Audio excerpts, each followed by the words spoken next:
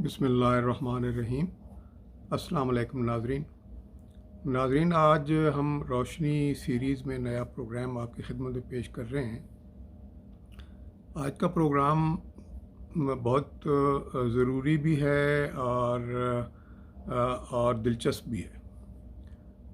दिलचस्प इसलिए है कि ये हम इस किस्म के मामलात से जो है हर इंसान दो चार होता है और वक्त गुज़रने के बाद उसे एहसास होता है कि ये मामला तो ऐसे होना चाहिए था और ये तो ऐसे हो गया, तो वक्त हाथ से निकल जाता है। तो आज का जो हमारा मौजू है वो है आसानियाँ हासिल करने का आसान तरीका। तो इंसान के लिए बाज़ चीज़ें बहुत आसान होती हैं अगर उसकी समझ में आ जाएं और वो उसको फॉलो कर ले। तो आज का जो मौजू है वो वालिदैन के बारे में है। देखें, ये हम जो है इस तजुर्बे से गुज़रते हैं। वालिदैन के साथ हम रहते हैं या वालिदैन के साथ हमारा सलूक जो है वो कैसा रहा है, इसके बारे में हम कम सोचते हैं। रहते ज़रूर हैं लेकिन इस बारे में हम गौर व फिक्र कम करते हैं। देखिए, पहली बात तो ये है कि अल्लाह ताला ने अपने हकूक़ के बाद जो है वो अपना यानी ईमान, अल्लाह ताला के इबादत और रसूल की जो है वो फरमाबरदारी, उनकी सुन्नत पे चलना, और तीसरा अगर कोई मामलात में सबसे इम्पॉर्टेंट चीज़ है तो वो वालिदैन के हकूक़ हैं। अब इसको आप कुरान से, अगर आप कुरान की तरफ जाएं तो आपको मिलेगा कि हुक्म है कि वालिदैन को झिड़कना तक नहीं आपने। अब जो इसका क्या मतलब हुआ, यानी आपको वालिदैन की कोई बात नापसंद आएगी तभी आप झिड़केंगे ना। तो नापसंद आने की वजूहात तो हम आगे जो है वो डिस्कस करते हैं, लेकिन असूल तय हो गया कि अगर आपको उनका कोई रवैया नागवार गुज़रता है तो आपने उनको उफ तक नहीं कहना, आपने उनको झिड़कना नहीं है, भले से वो बात दुरुस्त भी हो। अच्छा, फिर इसके बाद ये सिलसिला सिर्फ हमारी हजूर की उम्मत तक नहीं है, यानी आखिरी नबी जो हैं उनकी उम्मत तक नहीं है कि ये हुक्म है। कुरान में सिर्फ हुक्म नहीं है, बल्कि शरीयत जो रही है अल्लाह ताला की, अल्लाह ताला ने बाकी अदवार में भी, बाकी अंबिया के दौरान की उम्मतों को भी यही हुक्म दिया कि आपने वालिदैन के हुक्म की तामील करनी है और उनको खुश रखना है। तो सिर्फ एक एक्सेप्शन है कि वो अगर आपको इस्लाम से, दीन से हटाएं और कुफ्र की तरफ ले जाना चाहें तो वो आप नहीं करना, क्योंकि ज़ाहिर है अल्लाह ताला, बुनियादी चीज़ तो यही है जिसका हुक्म आप मान रहे हैं वालिदैन की इबादत के लिए, पहले उसको मानेंगे तो फिर आप हुक्म मानेंगे।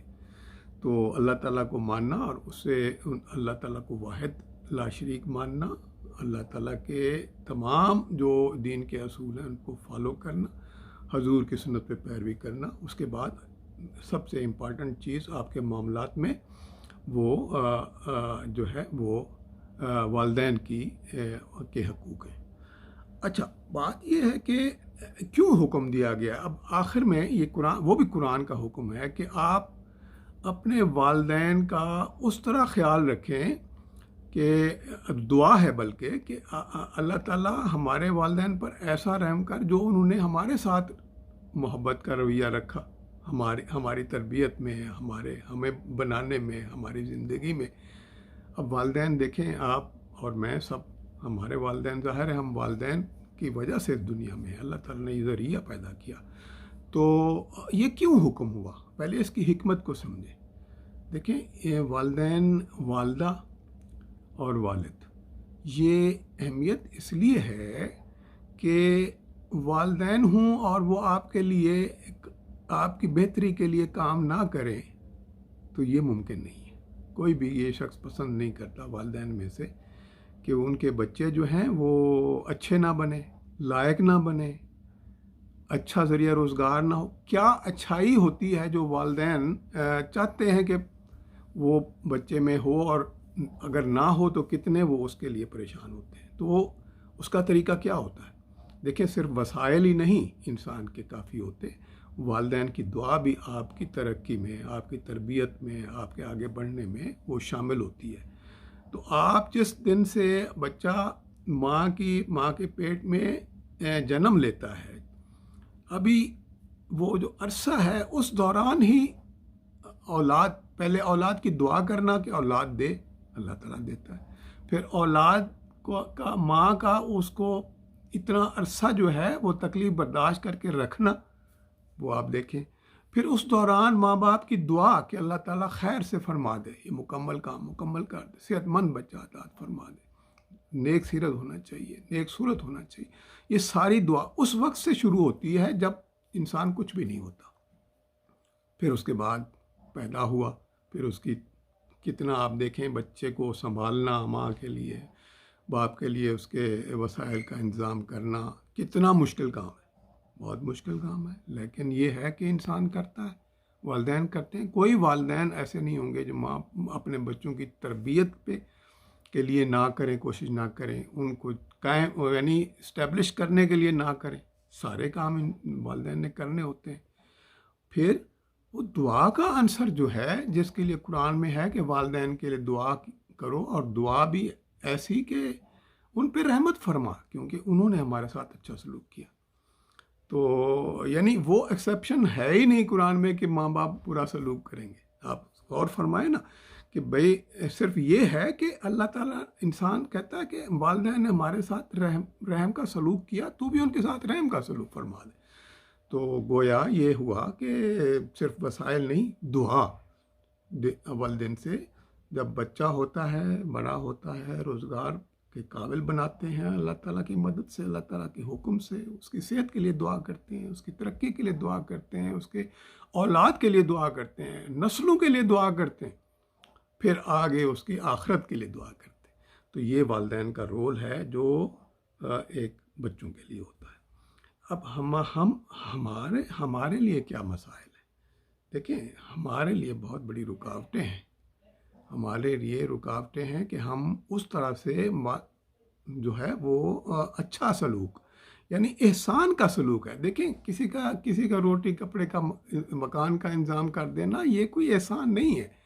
اگر کوئی اولاد اپنے ماں باپ کو رہنے کی جگہ دیتی ہے یا آپ ان کو کھانے پلانے کا بھی انتظام کرتے ہیں تو یہ کوئی احسان نہیں ہے۔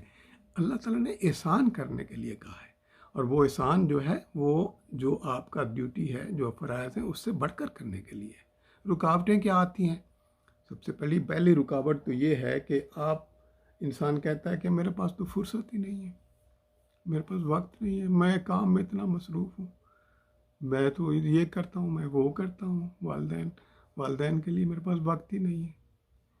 اندازہ کریں کہ ایک والدین نے اپنا کتنا وقت جو ہے وہ ان پہ صرف کیا ہے، اور ان ریٹرن اگر بچے کہہ دیں کہ جی ہمارے پاس تو وقت ہی نہیں ہوتا، کیا کریں؟ دوسری رکاوٹ کیا ہوتی ہے کہ جی پیسہ نہیں ہے۔ اب پیسہ نہیں ہے، بھائی پیسے سے نہیں چاہیے، پیسہ نہیں ہے، انسان کی ضرورت نہیں ہے، بنیادی ضرورت پیسہ نہیں ہے۔ انسان کو عزت چاہیے، والدین کو عزت چاہیے، آپ کا پیسہ نہیں چاہیے۔ وہ جیسا آپ ان کے ساتھ وسائل نہیں ہیں تو وہ آپ سے زیادہ فکر مند ہوتے ہیں۔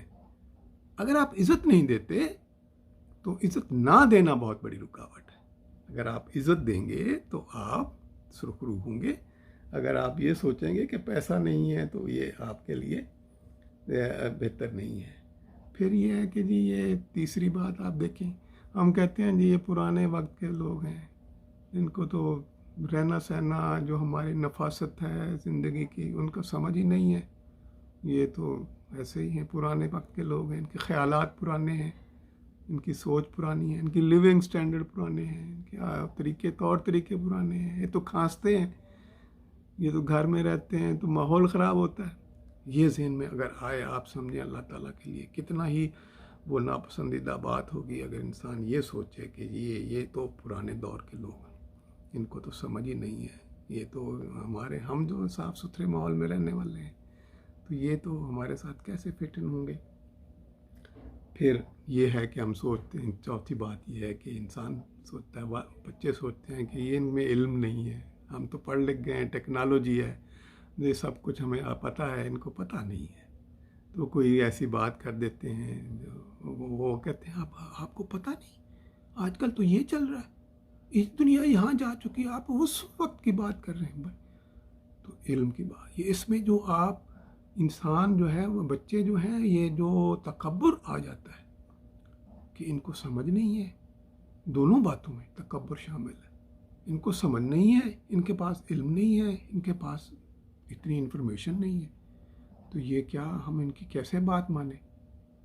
تو یہ چیزیں جو ہیں، یہ انسان کی بہت بڑی یہ بدقسمتی ہے. یہ اب ہم بعد میں سمجھ آتی ہے جب والدین چلے جائیں، بعد میں سمجھ آتی ہے کہ والدین چلے گئے اور جب جواب دینا پڑے گا کہ آپ کو تو ہم نے کہا تھا، اللہ نے کہا تھا کہ احسان کریں، اور آپ نے تو ان کو الٹا، آپ تکبر میں پڑ گئے اور آپ نے والدین کی قدر و قیمت ہی نہیں سمجھی. کہاں سے آپ آئے، کیسے آئے، اللہ تعالیٰ نے کس کے ذریعے آپ کو دنیا میں بھیجا، اور انہوں نے آپ کے لیے کیا کیا. اگر آپ قرآن کو پڑھتے تو سمجھ آتی کہ ہم دعا کرتے ہیں کہ ہم پر رحم فرمایا، انہوں نے ہمارے اوپر رحم فرمایا، رحم کیا. تو یہ بات سمجھنے والی ہے. تو اس میں کیا ہے، بات کیا ہے؟ دیکھیں، اگر میں آپ کو یہ آسان نسخہ، اس لیے میں نے موضوع اس کا آسانیوں کے لیے رکھا ہے کہ اگر آپ کو کوئی پریشانی ہے، کوئی بھی پریشانی ہے، کوئی فکر ہے اور جا نہیں رہی آپ سے، روزمرہ کی مشکلات تو آتی ہیں، لیکن اگر کوئی مستقل آپ کو پریشانی آ گئی ہے، یا آپ کوئی مسئلے میں پڑ گئے ہیں، آپ معاشی مسئلے میں پڑ گئے ہیں، بے روزگار ہو گئے ہیں، پریشان ہو گئے ہیں، ذہنی طور پر اپسیٹ ہو گئے ہیں، کوئی آپ کے مسئلہ ہو گیا ہے، سماجی مسئلہ ہو گیا ہے، تو خدا را آپ اپنے والدین کی طرف رجوع کریں. آپ یہ سمجھیں کہ آپ سے کہیں غلطی ہوئی ہے والدین کی عزت میں، تعظیم میں، ان کے ساتھ حسن سلوک میں، ان کے پر احسان کرنے میں آپ ریورٹ کر جائیں. آپ سوچیں اس بارے میں، اور آسان طریقہ یہی ہے کہ اگر وہ زندہ ہیں، آسان نسخہ یہی ہے آسانیاں ڈھونڈنے کا، اگر وہ زندہ ہیں تو خدمت بڑھا دیں، خدمت بڑھا دیں، ان کی خدمت بڑھا دیں، عزت بڑھا دیں. جو پیسہ آپ لگا، یہ نہ سمجھیں ان کے پاس پیسہ ہے کہ آپ پیسے کی ضرورت نہیں، پیسہ نہیں ہے، آپ ان کو دیتے ہیں تو وہ خوش ہوتے ہیں کہ اولاد ہمارا خیال رکھے. پیسوں کی ضرورت نہیں ہے. آپ جب ان کو پیسہ دیتے ہیں، ان کی جیب، ان کے پیسے دیتے ہیں، ویسے ان کی خدمت، تو ان کا دل خوش، ان کو خوش کرنا ہے آپ نے. اگر وہ زندہ ہیں تو ان کی خدمت بڑھا دیں ان کے، اور اگر وہ جا چکے ہیں تو ان کے لیے صبح شام پڑھیں، قرآن پڑھیں، دعا کریں، قرآن پڑھیں، دعا کریں، قرآن پڑھیں، دعا کریں. اگر آپ کو آسانیوں کی ضرورت ہے، اور ہر انسان کو ضرورت ہے، دنیا میں ہے تو مشکلات ہوں گی، تو آسانیاں ڈھونڈنی ہے تو خدمت کر لیں. وقت ہے آپ کے لیے، دونوں طرح آپ کے ممکن ہے. زندہ ہیں تو خدمت بڑھا دیں، چلے گئے ہیں تو ان کے لیے دعا فرما دیں. اللہ تعالیٰ ہمارے لیے آسانیاں پیدا